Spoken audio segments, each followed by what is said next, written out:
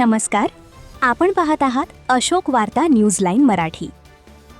गेल्या 25 दिवसांपासून उद्योग भवनासमोर सुरू असलेलं शांतीनगर परिसरातील रहिवाशांचं बिऱ्हाड आंदोलन अखेर मागे घेण्यात आलं आहे. उद्योगमंत्री उदय सामंत यांच्या मध्यस्थीनंतर हा महत्त्वाचा तोडगा निघाला आहे. नाशिक महानगरपालिकेने MIDCच्या जागेवरील अतिक्रमण हटवल्यानंतर विस्थापित झालेल्या रहिवाशांनी आंदोलनाचा पवित्रा घेतला होता. मात्र सरकारसोबत झालेल्या चर्चेनंतर आता आंदोलन मागे घेण्यात आलं आहे. सरकारने आंदोलनकर्त्यांच्या तात्पुरत्या पुनर्वसनाची व्यवस्था मंगल कार्यालयात करण्याचा निर्णय घेतला आहे. त्याचबरोबर 1 एकर जागेवर सर्वांसाठी घरे बांधून देण्याची घोषणाही उद्योगमंत्री उदय सामंत यांनी केली आहे. यावेळी राष्ट्रवादी काँग्रेसच्या आमदार सरोज आहेर देखील उपस्थित होत्या. दरम्यान माध्यमांशी बोलताना उदय सामंत यांनी स्पष्ट शब्दांत सांगितलं, सरकारकडून आम्ही कोणालाही बेघर होऊ देणार नाही. स्वतःवरील आरोपांवरही त्यांनी जोरदार प्रत्युत्तर दिलं. माझ्यावरील एक जरी आरोप सिद्ध झाला तर मी राजकारण सोडून देईन, असं आव्हान त्यांनी विरोधकांना दिलं. तसेच गुणरत्न सदावर्ते यांनी केलेल्या वक्तव्यांवरही लवकरच चर्चा करणार असल्याचं त्यांनी सांगितलं. माझ्या नावावर जमीन खरेदी केल्याचा आरोप करणाऱ्यांनी ठोस पुरावे सादर करावेत, असं आव्हानही उदय सामंत यांनी दिलं.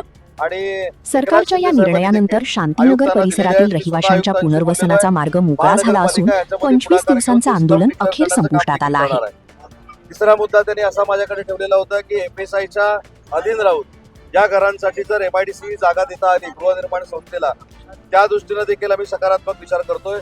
परंतु आज आंदोलनाला बसलेली मंडळी जी आहेत, गरीब जनता जी आहे, ही बेघर होणार नाही याची जबाबदारी आम्ही स्वीकारली आहे.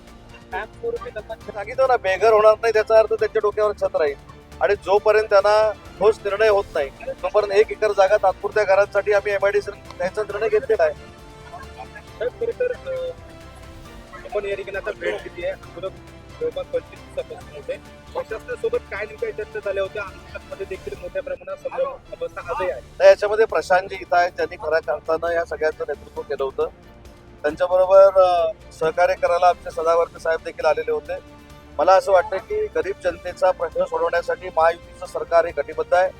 या बाबतीमध्ये मी छगन भुजबळ साहेबांची देखील चर्चा केलेली होती. म्हणजे मी आवर्जून सांगतो, त्यांचं नाव घ्यायचं राहिलं, छगन भुजबळ साहेबांची देखील मी चर्चा केली होती, समीर भुजबळांची देखील मी चर्चा केली होती. त्या सगळ्यांशी चर्चा करून हा आम्ही निर्णय घेतला की या गरीब जनतेला बेघर व्हायला द्यायचं नाही आणि त्याच्यासाठी सध्या त्यांच्या तात्पुरत्या स्वरूपाच्या घरांसाठी 1 एकर जमीन द्यायचा आम्ही निर्णय घेतलेला आहे. सदावर्ते देखील मला सवय झाली, त्यामुळे ते काय नको त्या भाषेत बोलू दे, शिव्या घालू दे, मला काही फरक पडत नाही. त्यांची शिवी ही मला ओवीसारखी आहे, त्याच्यामुळे ती चिंता तुम्ही अजिबात करू नका. पण त्यांचा जो काही गैरसमज झाला होता तो दूर करण्याची जबाबदारी प्रशांतजीने मला आता दिलेली आहे. सदावर्ते साहेबांचं म्हणणं असं होतं की मी जमीन ती लाटलेली आहे. मी आताही आवाहन करतो, या नाशिक जिल्ह्यामध्ये 1 इंच जरी माझी किंवा माझ्या कुटुंबाची जमीन असेल तर मी राजकारण सोडायला तयार आहे. त्याच्यामुळे माझी विनंती, मी सदावर्ते साहेबांचा दोष त्याच्यामध्ये म्हणत नाही, त्यांना कुणीतरी चुकीचं प्रिंट केलं असेल, चुकीची माहिती त्यांनी घेतलेली असेल, त्याच्यामुळे त्यांची देखील मनातली इच्छा होती की या गरीब जनतेला न्याय द्यावा आणि ते देण्यामध्ये आम्ही यशस्वी झालोय. आणि एकनाथ शिंदे साहेबांच्या शिवसेनेत यशस्वी झालो. असा शब्द केला की 15 लाख रुपये भरल्यानंतर यांना घरं मिळणार आहेत असं कुठेतरी अधिकाऱ्यांनी सांगितलं. पण मी त्यांना सांगितलं की ती चुकीची बातमी कुठेतरी तुम्हाला दिलेली आहे, त्याच्यामुळे गैरसमज होऊ शकतो. बाकी काही झालं नाही, अमृतुमरी झाली नाही, वादावादी झाली नाही, काही नाही. आणि त्या आमच्या महायुतीतल्या सहकारी आहेत. त्याच्यामुळं माझ्या बहिणीनं एखादा जर मुद्दा मांडलेला असेल तर मी हक्कानं त्यांना सांगू शकतो की हा गैरसमज होऊ शकतो, म्हणून हा मुद्दा नको, त्याच्यामध्ये काही वादावादी गैरसमज काहीच नाही करतो.